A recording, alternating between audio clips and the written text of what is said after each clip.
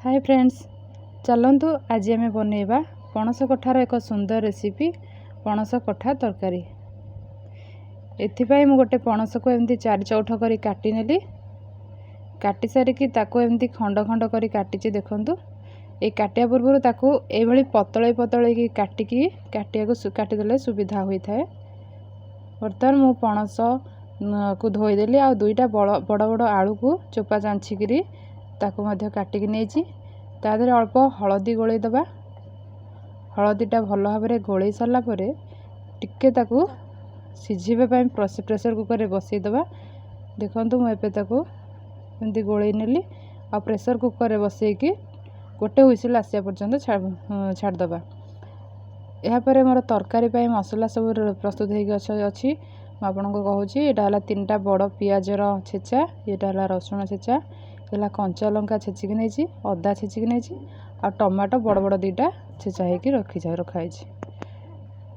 तापर मोर सिझिकी पणस आ आलू बाहर सारा। एबे मु चुली रे कड़ई बसैली आ कड़ई टिके ताती गला परे ता देहरे आमे अल्प तेल देकी एमती पणस आ जो आलू सिझिकी रही ताको टिके भाजी नबा भल भाव में।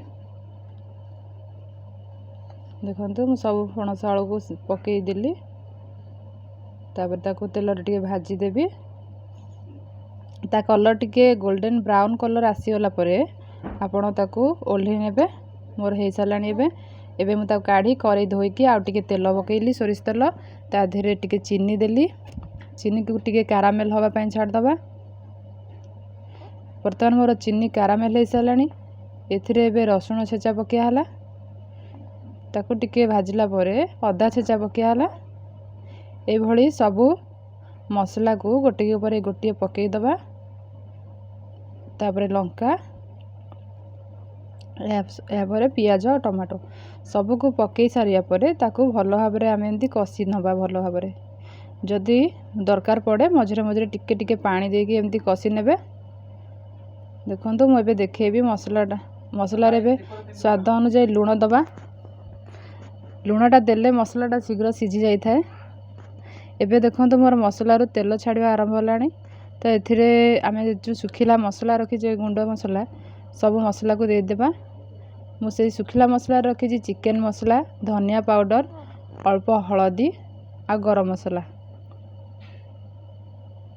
तापरे से टिके नाको पानी दबा, कहीं मसला सुखिला मसला पकेला माने ताती जीवार संभावना थाए।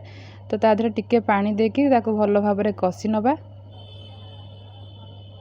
कषि हो गला परे ता देहरे आउ टिके मध्य पानी देकी मझरे मझरे एमती कषि देबे। मसलाटा टिके सिझिया को टाइम लगी थाए। एबे हमर जो पणस आलू भजा होके रही ताको पकेकरी भल भाव में कषि दबा।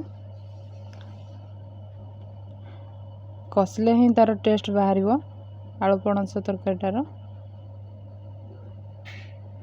देखंतु एबे एमती मु कषुची मोर बर्तमान कषा रेडी हो गलानी। एबे एथिरे दरकार अनुसार पानी दे देबी। मु एतिकी ही पानी दउची। सेटा फुटी गला परे मोर जतिकी ग्रेवी दरकार से माने ठीक से सेतिकी हो जाइथिवो। आपणकर पसंद अनुसार पानी देबे। किंतु ए तरकारी बेसी पानी हेले भल लागेनी, तो बेसी पानी देबे नाही। एबे ताको लीड दे देली, छाड़ देले कि समय सिझिया पाई। सिझी सारा पर मैं आपको देखौची तरकारी रो कलर आ तरकारी रो ग्रेवी केतिकी अछि आपन को देखेबेले। देखंतु के सुंदर देखाउची। एबे बाको डंकी रे देखौची एतिकी पानी मु रखिली काहेकि ना ये करेई को मु चुली रू काढी सारिया परे मध्य से पानी आ किसी भिड़ी नबो। तेणु करी एतिकी पानी ही ठीक रहइबो। एबे मु आपन को गोटे गिन्ना रे काढ़ी देखौची। एमती देखंतु मटन तरकारी परिका ही देखा जाउची।